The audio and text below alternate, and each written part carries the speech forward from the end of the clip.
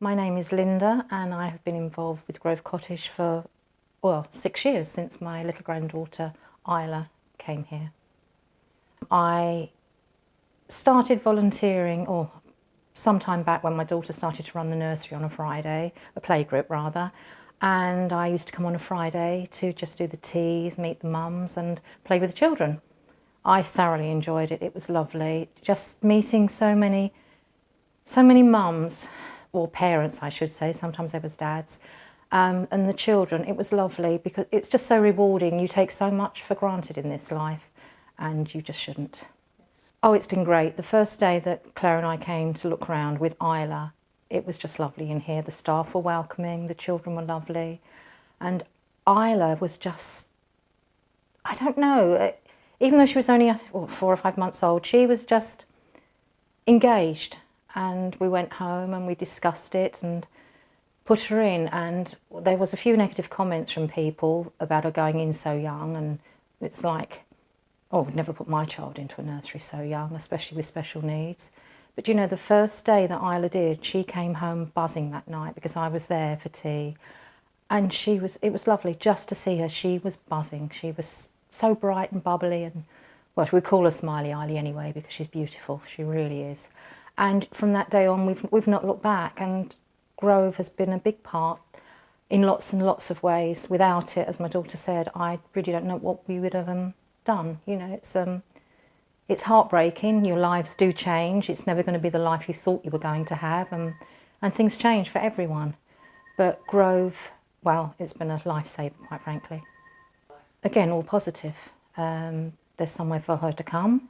It's somewhere to give the parents a break, and I don't mean that negatively in any way, but it's time for them with the other two to do things that they can't, because, you know, well, with the greatest respect, you just can't have a normal life in brackets when you have a child with disabilities. You just can't. You know, it's so much is spent for that child with that disability, but thankfully her brother and sister love her to bits, and they're a lovely family altogether. They really are. Oh, I honestly don't know. When we first got the diagnosis, or when we were first told they thought she had Down syndrome, it was awful, if I'm honest. I just broke my heart and couldn't stop.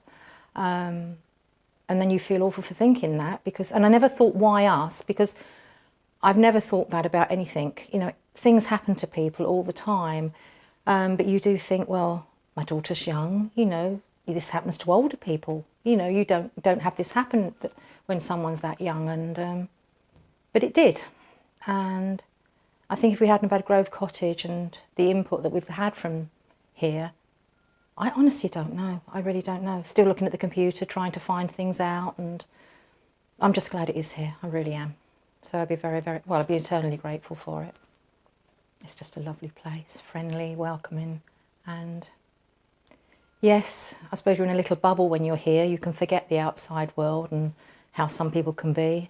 It's just lovely, it really is. I think she likes the same, well, I think she likes to have strategy. It might sound daft, but she likes to be doing things, but she has to be guided into doing things. You know, you can't just sit her down and say, do that, Isla.